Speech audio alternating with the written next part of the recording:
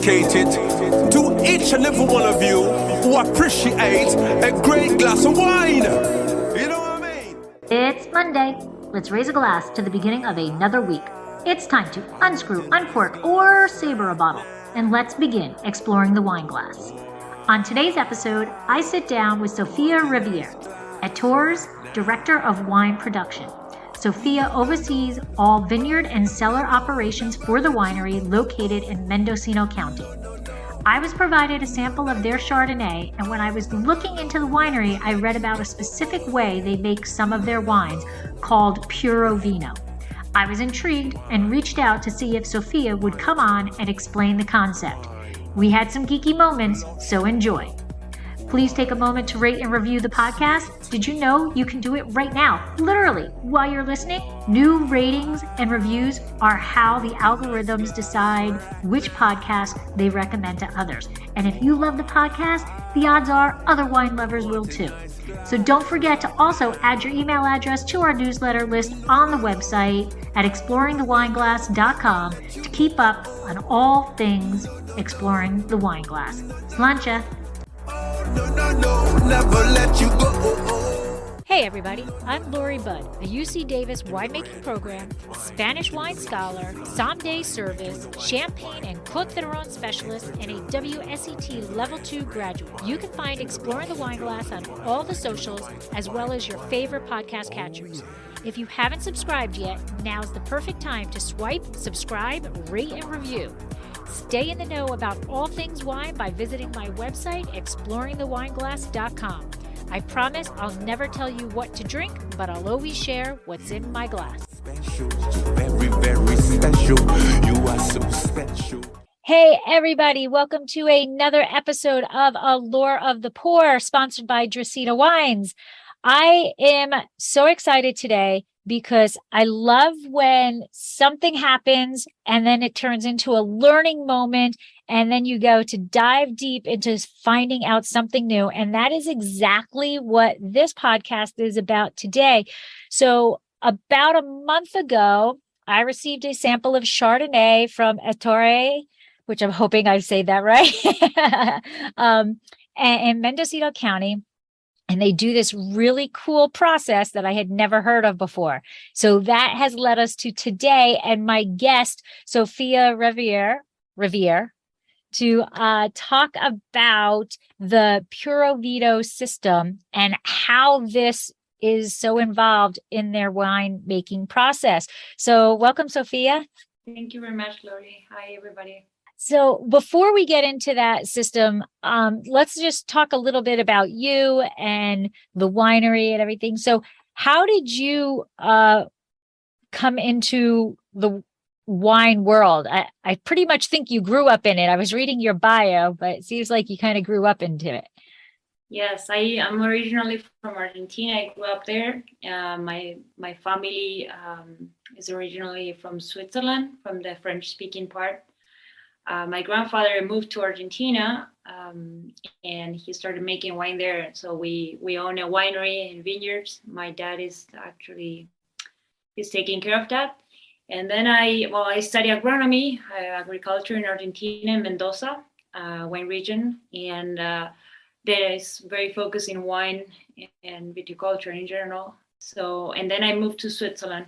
And there I did a master's degree in viticulture and enology. And then I met Ettore. I finished my studies, and he was looking for somebody to start making wine in California. And he was very excited. He told me, I want to make wine in California. The grapes are great. We love the vineyard that we have there. So I would like you to go there, visit, and this is what I did. I came here and I fell in love with the region. People here very nice too. So, and it was like a very interesting project, start making our own wine here. So since 2018, we have been making wine together. The winery is a small winery. It was new, built in 2018, and we have 35 acres of organic vineyard. Also, the winery is certified organic, and we have been making this wine since then. That must have been, I give people who do that so much credit. It's got to be kind of a scary, even though exciting, but scary thing to just pick up and leave your country. Like, like it's scary enough to go to another state for us, but to go way across to another country, that must have been exciting, but scary.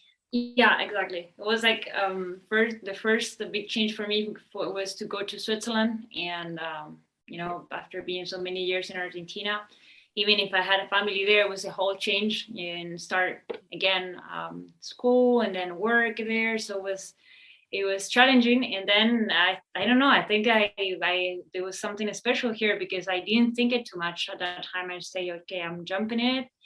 And also, yeah, I think it is scary in some way because it's everything you have to start from zero, and you don't know people.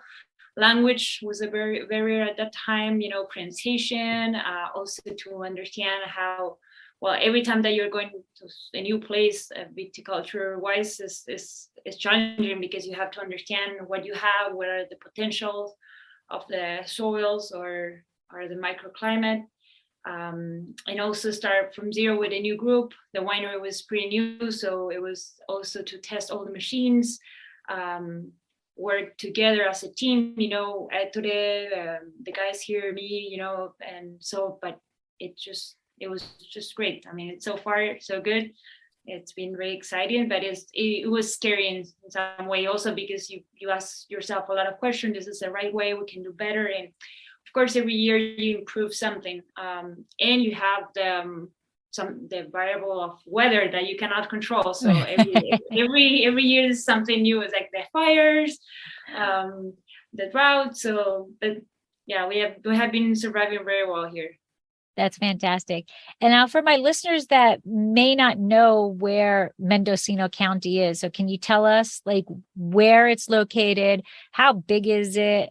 So Mendocino County is like 2 hours north from San Francisco. So you have Napa as a one region, Sonoma, and then Mendocino. Mendocino is known now for also, we have a lot of people making organic, they're focused in organic production.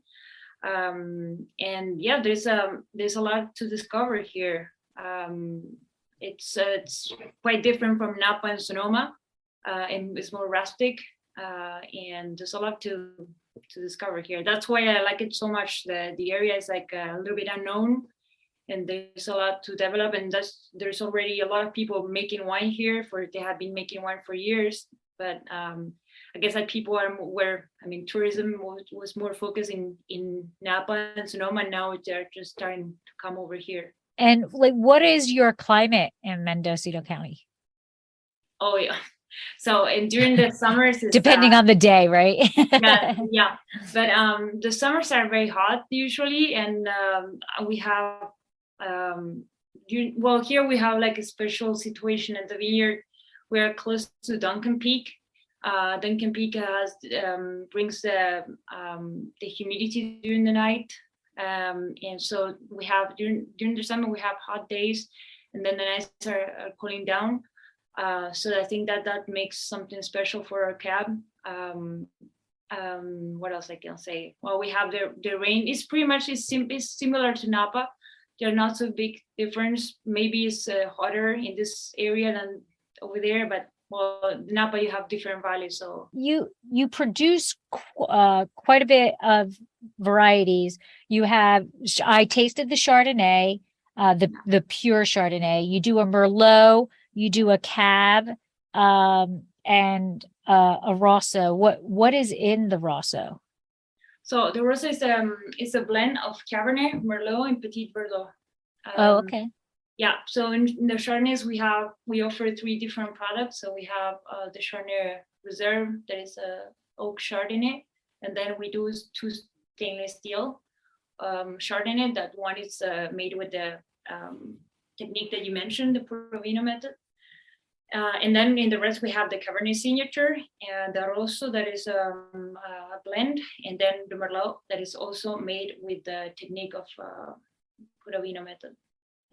And so inside Mendocino County, there's like 10 AVAs, which I had no clue there were 10 AVAs in Mendocino County. I was like, wow, that I guess I didn't realize how big it is, or maybe it's just smaller AVAs. Like how large is, when you take all those AVAs and put them together, how large is Mendocino County? No, it's like if you want to go, we're in Sonoma in 30 minutes. So then we are like we are at in Hopland. You drive and we are not far, and we're like 1.5 hours from Anderson Valley. That's one of the. Oh, right. Okay. Yes. Anderson Valley has a really good Pinot Noirs. I mean, this area is famous. But we're like, yeah, if we take the Mountain Top Road and 128, we arrive to Boonville, and that area is Anderson Valley. That's one of the regions of known by wine. Okay, so there's a lot. There's 10 like sub AVA. There's AVAs within there, but they're not large AVAs. No, they're not huge. They're small. They are not super large. Probably Anderson Valley is one of the largest. And where is Ettore located? Ettore is located in Hopland. So Hopland, to give you an idea, is between Ukiah and Geyserville. Geyserville is already it's already Sonoma. So before we have Hopland, and the next village is Cloverdale. There also they make wine too. Then you have Geyserville, Galesburg, but that part is Sonoma. So we are Hopland is on the 120. It's on 101, and then the next village is Ukiah.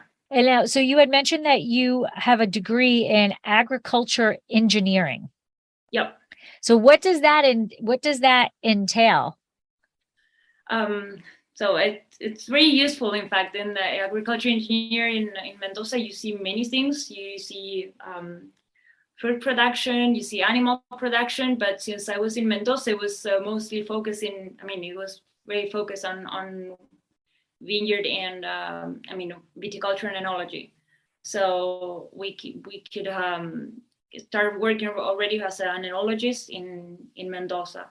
And being an engineer, basically, you just learn how to solve problems in all the areas. So if you're with animal production, with viticulture and enology, you're just the logic goes to solving problems. So here I can apply it a lot because since it's a small facilities, small vineyard and winery, I work in both areas. So we'll have, like now we're seeding a cover crop before the rain, preparing the soil. And so before that we were fertilizing. At the same time, we're at the winery. Today we're pressing. So the engineer, you apply it every day because you have knowledge about how we make the wine and also how to manage the vineyard. But also we study like all the products that you can apply if you have any pest or any disease. You study the soil. Of course, then you can be more specific. So in Switzerland, doing the master degree allows me to go into more into details in certain things. But agriculture was pretty intensive in that regard. You know, you see all the processing also very in detail. The winemaking, the whole technique. Then, of course, in Switzerland was more focus in the Swiss viticulture and the techniques that they use over there, and the great varieties that they have. The same here. When I came here, I was also working with Jim Milon, another winemaker, and I could learn the techniques here and also what the taste of the wines that they like. Of course, different customers, different groups, all the winemaking styles, like the oak Chardonnay. So if you go out and you start traveling, that I know that you have already, but you can see different styles and different tastes in people, so they don't like the same. Mm-hmm. And so that's the interesting part for me, you know. It was like after learning agriculture engineer and have this big backpack of tools, start applying it, but also adding new things like the culture of the people, the taste, also what they eat. So In agriculture engineer also, it has a lot of practice. So we were also like, for example, going and pruning outside. It was not only theory, it has a lot of things in hand. So you Hands-on. go and do that. And it gives you a big overview about many things about agriculture in general. So that allows you to move easily, you know, when maybe you don't have all the answers, of course, but you know how to get it. That's for me like the big thing with agriculture is like the engineering. It's like they give you the tools to go and get your answers. I remember I was in high school and my science teacher said that there's two types of knowledge, and then knowledge how to get the answer to, and there, it's good to know things, but it's actually really more important to know how to get to the answer that you need to get to. So yeah. Really true. Yeah. Yeah, and also the knowledge that you just get by experience, that's very important. I really enjoy working here with people because they have a know-how from years, and that's something that at school or it's not easy to get. It's like you have to spend time with people and then share with them, and that's I think it's great. Right, absolutely. And now, so let's talk about the winery itself. So tell us about Ettore's story. We talk, tell us how the name got started. And, what was your first wine, the case production, things like that. Okay, so the story started like I think in 2015 when he came the first time here, and he looked at the place and he just started dreaming with it, saying I would like to make wine here. And 2018 it just materialized, building the winery, and he had to put a group together to start making the wine. So the idea was to make wine with California grapes, but have an Italian touch, an European touch. We wanted to make something very specific, like, and the reds, we wanted reds are like not over structured or too heavy. I wanted to make reds that are drinkable, that you open a bottle and you want to keep drinking. It's not heavy, it's like it's not sweet and structured. I wanted something light with high acidity, elegant, and that's what we have been looking for.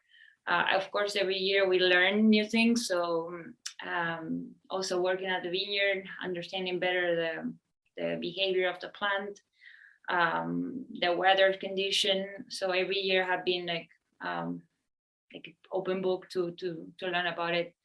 So Ettore, we met in Switzerland, and I moved here, and we started to make wine together with a small group of people that was helping us to make it happen. Everything we handpick, the vineyard certified organic by CCOF. So every year we go through the inspections, and then also we declare every product that we're using in advance, so that we have to have the permit to use it. And we started making, we did all the same wines that we have until now. We did we wanted to have 3 Chardonnay, the possibility for people to taste oak Chardonnay, the ones that they are oaky lovers. So the reserve Chardonnay that we have is 18 months on new barrels. And then we make 2 different Chardonnay that comes from different plot selection. So the Reserva is the 18 months in oak? Yeah, exactly. Okay. That one is French oak. And then the other 2, as you mentioned already, is the Chardonnay Pure and the Chardonnay Zero. Okay, so we're going to save the zero because we're going to talk about that in a second. So this is the pure. And the pure come from we do plot selection, and we ferment it separately, so we can have the specific taste from each plot. We have 4 blocks, and those blocks we have 2 young Chardonnay, that's 2013, and then 2 plots that are 1995 and 98. And we have found a different profile, and we wanted to ferment it differently. So we do that. All our wines do malolactic fermentation. Okay. And then, well, in the case of the Chardonnay Reserve, we're going to, after the fermentation, we're going to rack it into barrels. And the others, we, like the pure, what we do is like we start, we decide by tasting the blend and which are the lots that are going to be part of the pure. And in the case of the zero, we can talk later, as you said, and I can explain how. And well, for the reds, we do, well, we pick up first the Merlot, then the Cabernet, and then the Petit Verdot. Okay. We're going to ferment it, of course, separately, and then we decide also the blend, which are the parts, the lots are going to be part of the Rosso, of the Cab signature, and then we keep having the same technique through the aging in barrels. We're going to do tasting of barrels and say, okay, this barrel we like more the profile of this one for the Cab and other for the Rosso. Okay. And then so when I tasted the pure, it was a beautiful golden straw color. I got pear and apricot aromas, and then it was like a medium bodied and medium acidity, and like the aromas were like it followed through the aromas followed through into the flavors. So it was a nice, well-rounded wine.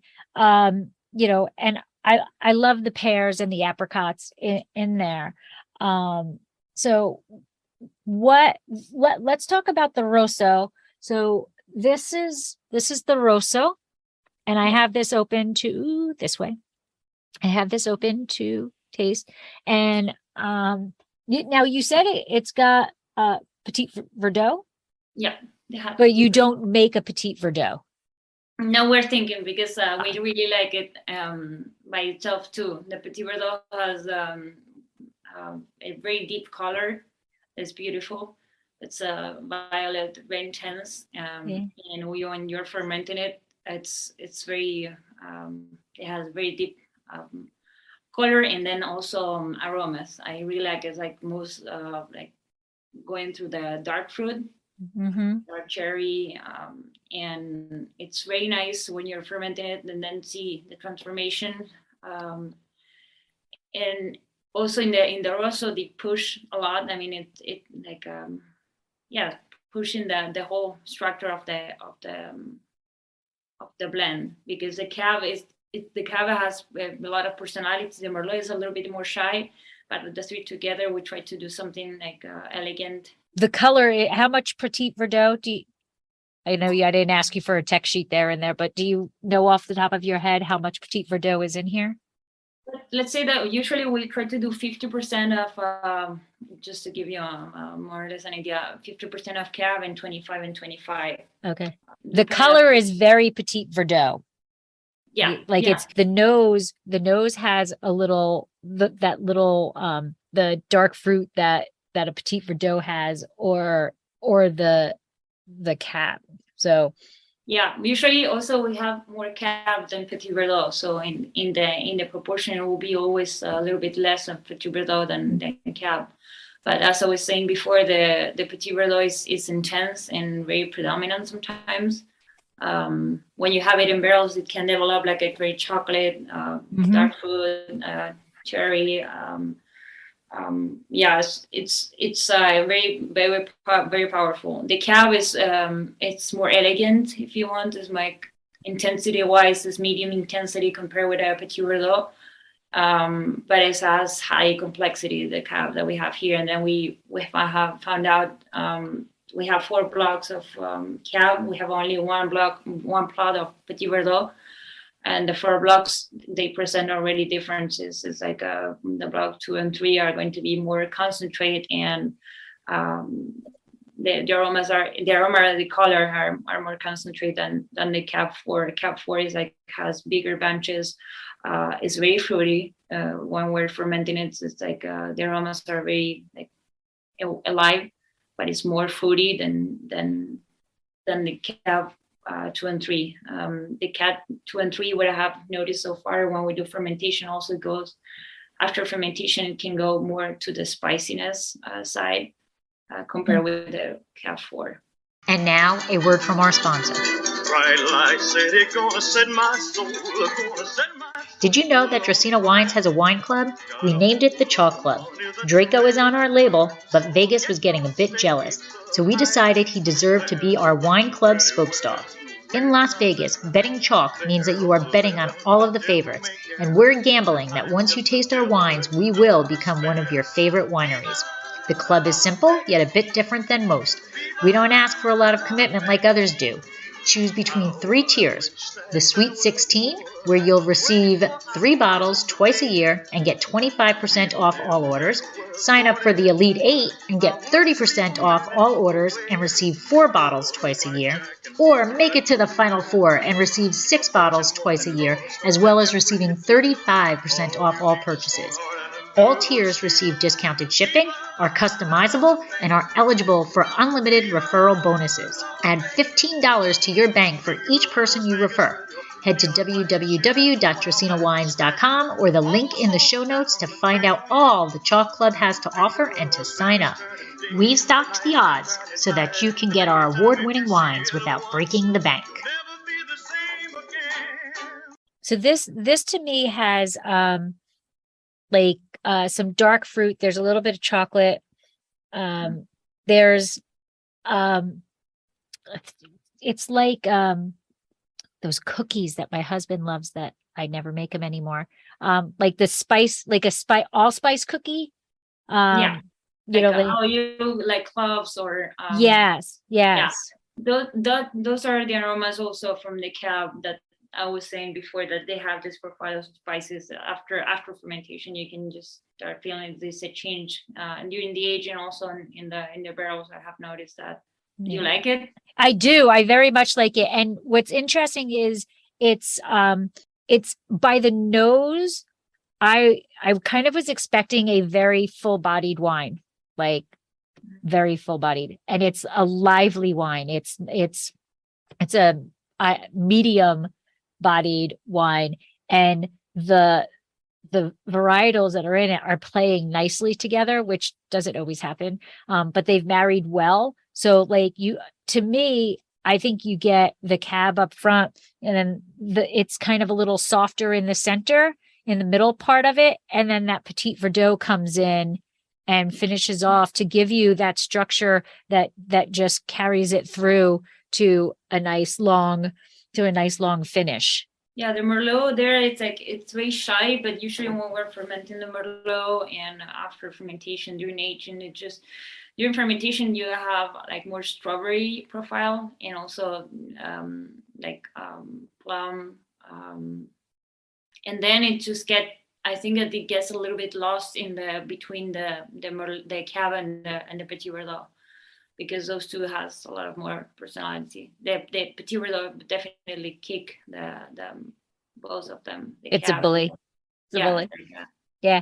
So and I don't mean that it's not thin in the middle. I don't mean that. It's just like you get these aromas up front, and then on the front of the palate, you're getting Cab, and then it softens, and then you get the Petit Verdot to finish it through. So it's like a fun roller coaster of a wine, because it's got so much coming into it, so much of the flavors coming in from from the Cab and the Petit Verdot. And then I think the aromatics also has some of that Merlot in it also. So it's a beautiful wine.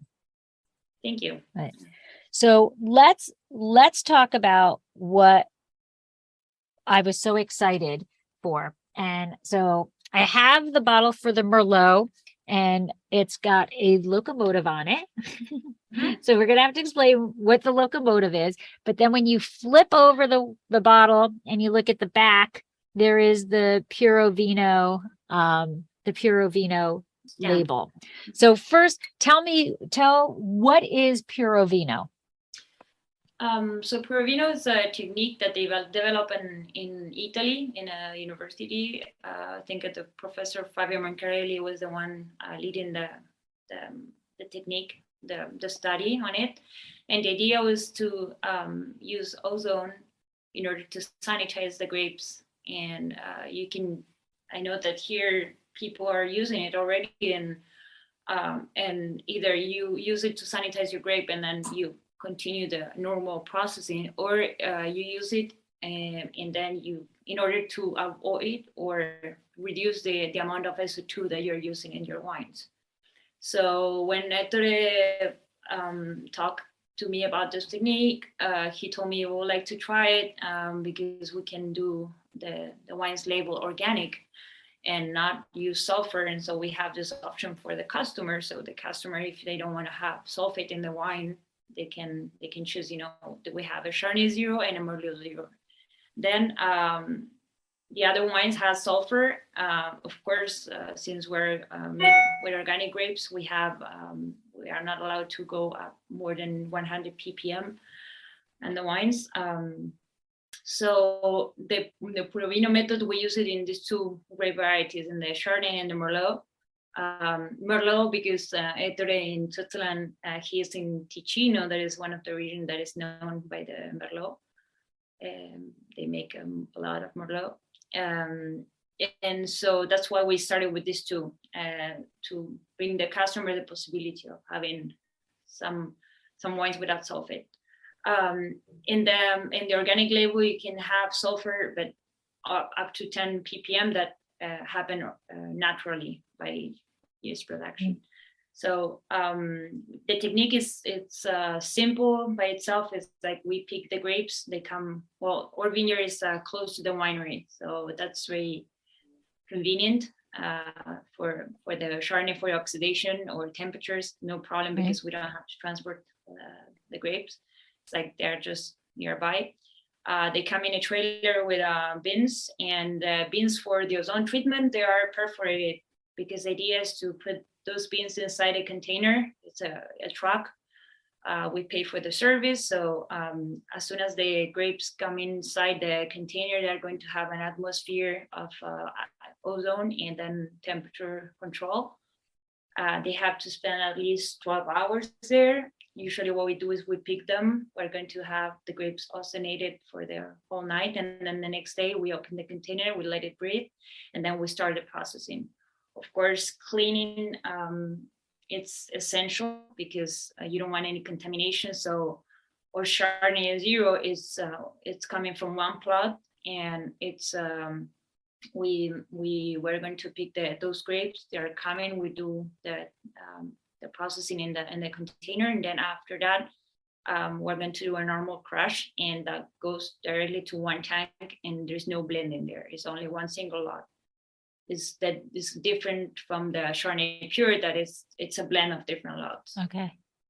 And then after that, we wouldn't do anything special except of being very careful, not using the same pumps for working if we do pump overs or.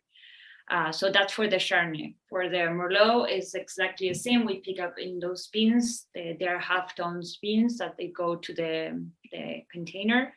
They will spend the whole night, and then next day we do the crushing. That we have like a normal crushing pad, or we do sorting table in order to take off all the leaves. We don't want any vegetal taste, so we make sure that, and we're a small facility, so we're willing to do it. So that's the way to go. I didn't mention, in the Chardonnay 0, we do a normal pressing, and after the pressing, it goes to the tanks, and we're going to do the flotation technique, and then fermentation, yeast inoculation.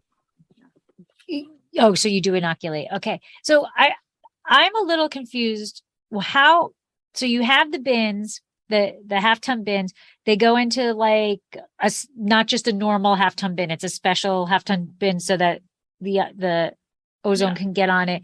How does that kill? What is it doing that kills the yeast or the other microorganisms that are there?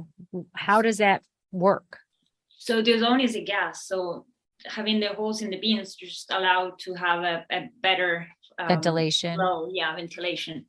And the ozone, it has per se if you also need, that's one of the technique that we use also is used for cleaning, because you're sanitizing, you're cleaning is by gassing that you kill microorganisms. Okay. And then it's just sitting there. It's sitting there overnight, and that's just what they've developed as the time frame to make sure everything's kicked to the bucket. They say that at least 12 hours. So what we do is we pick in the morning, they go inside, and then they will spend more than 12 hours. So it's good. It's good enough. And then usually, I mean, in a normal year, the grapes are coming very cold to them, to the container. So the container, it is already cold. So we also check temperature and the gas. And that is, we have a company doing that. It's called Puro Vino. And usually is the way we go. They come, they install everything in the truck, and so we put it inside, and then we. Okay. And then so you're keeping it, not that you're cold soaking, but you're keeping it at a colder temperature to prevent any fermentation from going on until they're all gone. Yes. And then there was a concern at the beginning, thinking, oh, we're going to have, since you have half a ton there, that you can start having like problems with grapes leaking or juice. Never. Okay. In the years that we made it, never. Of course, probably if like this year we had a very challenging year, because there was a heat wave here, so we have high temperature, 113, 110. It was 45, 47 Celsius for 3 days. So the sugar degrees were very fast up, and we have to, we're picking the grapes, and we have to kind of hurry up, because we were not usually having cool temperatures in the morning, and the past year we were picking without any problems.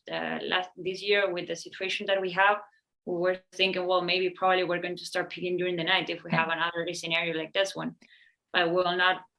We didn't have the equipment to do it. And I was thinking that probably this year we didn't make the zero. So with the ozone treatment, it could have been a little bit more challenging, because the grapes were coming already warm, so we're processing right away and trying to get everything right away and cool it down. That was more challenging, but other years we pick early in the morning and they come cold. So. Right. And is the Puro Vino something that, so like right now you have it on the two, are you looking to expand it to your whole lineup? Not so far, because also we see that some people, they are interested in not having sulfur in the wine, and some others they don't. It's like, it's good enough to have organic grapes, and that's the main concern. So some people, they like the idea of no sulfur. So I have customers that come and say, oh yeah, I like your wine because we don't have any headache, or so it's difficult to say, because sulfur is like, there's a lot of controversy about. Yes, well, that's why I laughed when you said that I don't get a headache. They say they don't get a headache because. Exactly. You have people that they associate that right away with sulfur. Some others that they say that just drinking organic or made with organic grapes is good enough.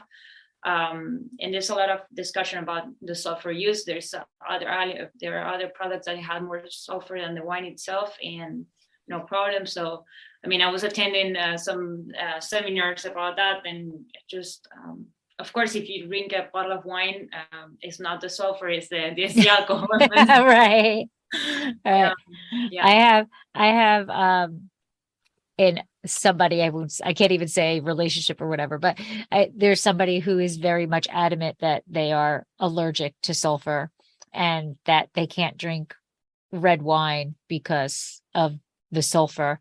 And I keep trying to explain to this person that, well, you drink the white wine and there's actually sulfur in there, and usually levels are actually higher, and then you live on ketchup, like puts ketchup on everything, and that has like I don't know how much more times sulfur in it than a bottle of wine. I'm like, maybe you just need to A, increase the quality of the wine you're drinking, and B, maybe not drink the whole bottle.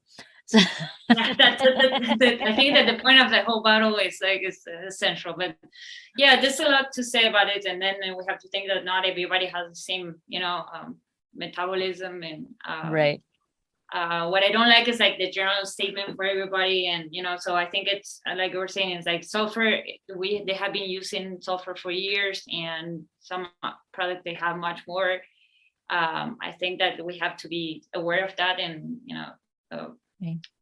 otherwise, as the way you were saying, it's the alcohol that Right. it's like, And now, so once you spray at the beginning, that's it? You don't have to use the ozone again throughout the rest of the process, or do you have to do it at another time in the no, processing? only that time. The technique was at least what we have been doing is just only that time. And also, well, I have to say that for the winemaking point of view, it's like it's challenging because you have to be even more. I mean, you are concerned about the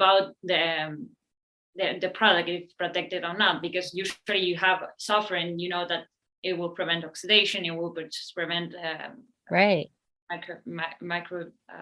microorganism growing. So when you work with this technique at the beginning, we're like a little bit scared and just work very well. But of course, as I was saying before, cleaning is like you have to be as clean as possible. Like most of the wineries, they wanna do that, but we try to keep it, as I said before, it's only one single lot, separate from the rest, having like a very special attention on those. Right. And then how do you do like pump overs or punch downs or something like that? Yeah, we do pump overs. In the case of the Chardonnay, we can do pump over close, and we sanitize we sanitize the pumps every time that we use it. But then let's say that we have four tanks of white, and we can use the same pump in the four tanks. In the case of the Chardonnay Zero, we start with that one, or we make sure that we're going to do the pump over for that one is previously sanitized, So, but just in general, we don't have any situation and we haven't had any problem at the winery with volatile acidity or stuff like that. But then with this one, it's like with the Zero, it's like or the attention goes to that one, to make sure that. Right. Because I mean, in our case, and I have seen other wineries, they use the Puro Vino method and then they add sulfur. So it's like a pre-cleaning technique. Okay.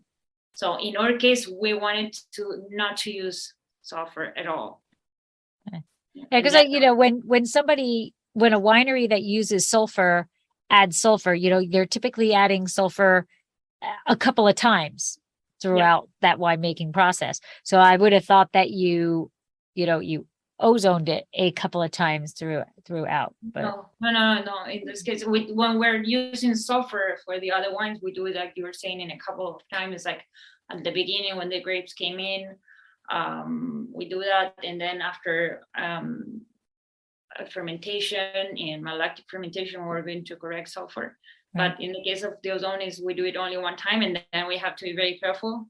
Also, because if we have wines, let's say that we're doing a pump over and we don't clean the machine, the pump, and we do it first with the wine that has already a little bit of sulfur from the beginning, that is not allowed, but you can have a contamination. So cross contamination.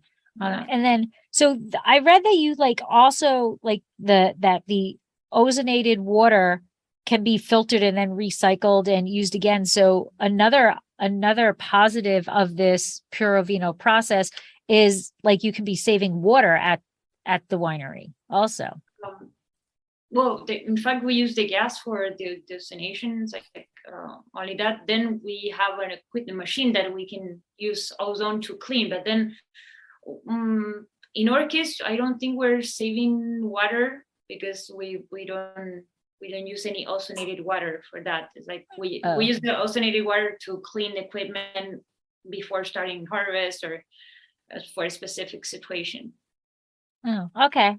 It fascinates me. It just totally how does somebody come up with this concept? And then, and yeah, it's a leap of faith that, like you said, like these zeros, the zero labels are a little more nerve-wracking for you throughout the whole winemaking process, because you've got to make sure like each touch has to be so figured. Yeah, of course. And imagine also that we're like a little bit nervous all the time when in the process in itself, it's like you don't want to have contamination, anything, because when you are allowed to use sulfur, in some way you're protected. Even if made with organic grapes, we are using less than in conventional, and that makes us a little bit more nervous because you want to have your wine perfect for the customer. But still, using the Puro Vino technique is for me it's been like great, because I was like you were mentioning, it's like excited or also interested about it, but also it's like it's challenging. Right. And I don't know if that then the customer can appreciate that as a product that is finished, and then it's saying, okay, they put a lot of, I don't know, effort. We put effort in everything that we do, but there's more risk if you want. Right. And now, are you said you have a company that comes in to do the gassing for you. Is there like a thought process that in the future you're able to do that yourself at Ettore Winery? We're not so far. We're not interested to do it by ourselves. We really like the service, but it's a container, and then you have a system to add the gas and then control the atmosphere by itself. I think it could be possible, but then I know there are other companies that are giving the same service. In fact, I went to a seminar at the beginning of the year that's called Future Drinks, where you can see all the new technologies that they have, and there was another company that was giving the same service. So it's possible, to just call them and they come and you have sometimes a bottling truck or a filter, right? System coming in is exactly the same. Yeah, that's exactly what I'm thinking of, is like in this harvest, like for us, like it was fast and furious, right? Because of the heat that came on and everything, right? It was kind of a lot of stuff coming in at the same time. And one of the things that's difficult when this happens is, some wineries may not have enough space, right? Because we're used to we're going to bring in this fruit, we're going to process this fruit. As this fruit is done processing, we're going to harvest the next round, right? Yeah. But when things happen like that, and then bottling trucks, sometimes it's not easy to always schedule that bottling truck. So that's what I was wondering is that another issue of, you're harvesting, now I've got to make sure that this truck is here to. Yeah, that's another thing it's definitely another thing to schedule and to prepare, and logistic wise, in our case, because we're small and we have done it already, it's not a big logistic preparation about it, but not just to schedule it and know. Probably more people are using the same technique, that will start being very competitive, and then it will be challenging. But so far so good. And yeah, it's like another service more. It's like you were mentioning the bottling truck. In the past, we have been bottling with a bottling truck, and we have to schedule, and we have to be sure about the quantities, and now we have our own bottling machine. Oh, nice. Yeah, so we're going to we did already one bottling, and it's been nice, but also, well, you don't have to schedule that in advance like you do with the bottling truck, and be with the pressure of maybe somebody else needed, and then you have to get it first, or Okay. Oh, all right. So on your labels that are using the Puro Vino method, you also have a locomotive. So what is the story behind the locomotive? Because the other labels do not have that. So the place where we are located in Hopland, there is the vineyard, but also there's an olive mill, and there's a farm close by. So in the same area, we have a big locomotive, and there was an artist that worked on that locomotive, painted. And when we started with the project, we really liked it, and we added. And then, of course, every year we just improve things. So we were improving our labels. At the beginning, they were a little bit shy, and then we decided to put more gold in it, change the colors. The Rosso, in fact, it has a complete different label, and now Yes. we changed it for the one that you have there. And so the locomotive at the beginning was in all the labels, and then we decided to have the logo Ettore that was bigger. So, and then the ones that remained with the locomotive logo were the zeros. Oh, okay. Very cool. It's like it's just there. It's in your, it's not like in your face, but you recognize that it's there. So it's something to catch your eye, to know that it's a different label. Something is different about it. Yeah. It's like, well, there was the 2018. All the 18 wines had the locomotive. Then we decided to change. You have the Rosso that you have there is 2018. That one we changed the label during the process, so it doesn't have the locomotive, but it was like we like it at the beginning, and it was like Ettore arriving in the locomotive. Awesome. And then you also have the cab. signature cab. Yeah, that one. The signature cab. Yeah. And then the back label. So the ones that are zero have the Puro Vino also on it, but you are advertising the organic certification also. Yeah, that's CCOF. Yeah, we work as a private certification. We work every year with. Do you know approximately how many wineries have that certification in Mendocino County? No, because other wineries can use the other certification. So I don't know how many through CCOF. I couldn't tell a number. Probably there's more now than when we started in 2018, because I know they are growing. But you can have the other certification by the USDA certification. Okay. We have this one, and we have been working since 2018, and before they were working with the other brand that they have here. They were working with a CCOF, so they know the certification, and they know us too. Right. Awesome. Well, I think it's such a cool concept. I mean, I'm all for, organic and, caring about, I think the adage of you can't make great wine from, bad fruit is very, very true. But you have to care about the fruit, and that does this. And the whole, I mean, I'm such a science geek that this whole Puro Vino thing is so cool to me. Do you have any like videos or something? Like, can somebody go to your website or a YouTube channel or something where you're demonstrating it? No, we don't. We didn't. Yeah, no, we didn't. I think it's not on the website. Probably if I go to my records, I have videos, because I was so excited, like you were saying, like to try the new technique. So yeah, I have some, but not on the website. I think you need to put that up there. Yeah, because I think definitely we should. Yeah. Have a link to it or to the YouTube or whatever, because I think it would be pretty cool, because it's. I don't want to say unique, but it is kind of unique. I don't know anybody else who is wineries that I've spoken to that have that do it. In Mendocino, I don't know, but in Napa, I know, and I visited a few that they were using the technique. I don't know in Mendocino now if they're using it. But yeah, for me, it was also, it was my first year here too, when I came and I started. And I didn't know it from Europe, because it was born there. So right. I didn't know it either. Like other techniques that they're using there, that they're like, wow.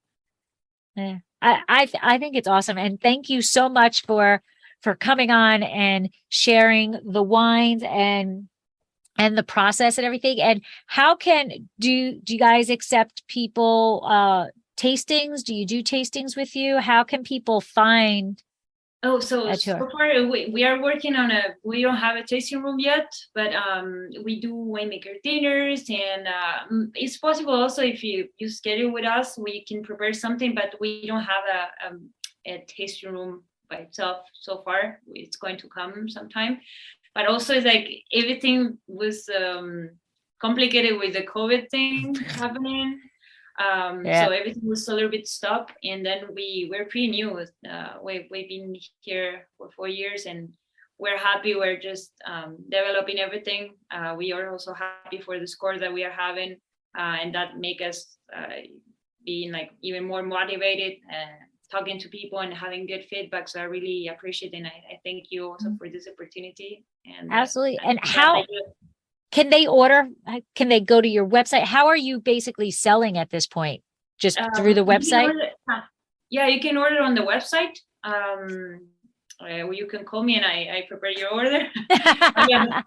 Yeah, but basically on the website. Yeah. And we are selling in some restaurants in LA, and in the Bay Area, we have a distributor. So yeah, we're selling in that way, or you can go directly to the website and we prepare an order. There's a wine club that has options also, different collections. So you can, even if you don't like the proposals of the wine club, you can customize your order and we can prepare it for you. So Are the restaurants that you're selling to, are they interested in the Puro Vino ones? Yeah, they were interested. Yeah. Well, we were presenting the wines, and they like also they like a lot the concept of made with organic grapes. I mean, having organic vineyards, and having also an Italian touch in the winemaking. We have been doing a lot of wine tasting, and people like, and that's for us the most important. People like, and they want to share it with family or friends. That's the coolest part. But yeah, they also, there's some people when we do events that they're curious about the technique, and we talk. Some others they don't Yeah, everybody's not science dorks like I totally get into, when we have events, you sometimes find people that then want to know more about the story of the project, and some others they want to know more techniques, or like winemakers is like, I'm very happy when people come and ask for details, teach the CDT what you do is like, do you use any particular technique, what is a flotation, so all these questions come up with people, and of course it's nice because you have a lot of variety in the questions. Awesome. Well, thank you so much for coming on and explaining the system and allowing me the amazing opportunity to try all of these wines. I loved the Pure, and the Rosso is lovely, and it's going to be gone by the end of the night. So, but I will be sharing with my husband. Let me know about what do you think about the others? Yes, I absolutely will. So thank you so much. And I'll raise my glass as I do always. And I will say, Sláinte, you can raise the bottle. There you go. Here, but thank you very much for the opportunity. Nice to meet you. And if you want to come and see the property, you just call me and we can. Oh, awesome. Thank you. I do have to get a trip. I do have to make a trip up there and see some of these other wineries. So I'll be taking advantage of that offer. So thank you. Oh, okay, great. Awesome. Thank you. Bye. Even in the Bible, water got turned right. This has been another episode of Exploring the Wine Glass. Thanks for listening. If you have suggestions on what topics you would like me to discuss, please reach out on social media. You can find me on Twitter, Instagram, and Facebook as Exploring the Wine Glass. I am also on LinkedIn as Lori Huipo. Of course, you can always email me at exploringthewineglass@gmail.com and sign up for my newsletter at exploringthewineglass.com. If you enjoyed what you heard, please rate, review, and subscribe to help others find me more easily. And most importantly, tell your wine-loving friends, because if you like the podcast, they will too. Podcast music is Wine by Kevins. Until next week, Sláinte. I want a nice glass right now.